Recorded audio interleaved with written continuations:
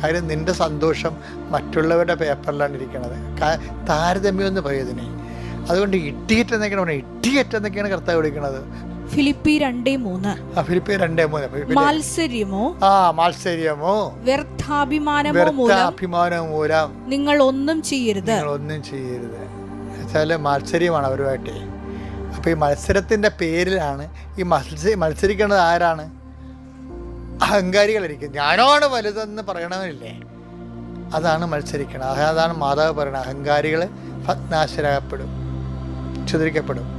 പിന്നെ വിനയാന്യതയിൽ ഉയർത്തും. അതെന്താണ്? അതാണ് ദൈവത്തിൻ്റെ തിരുസന്നിധിയിൽ വിനയത്തോടെ നിൽക്കുക. ദൈവത്തിന് തക്ക സമയത്ത് നിന്നെ ഉയർത്തിക്കൊള്ളും.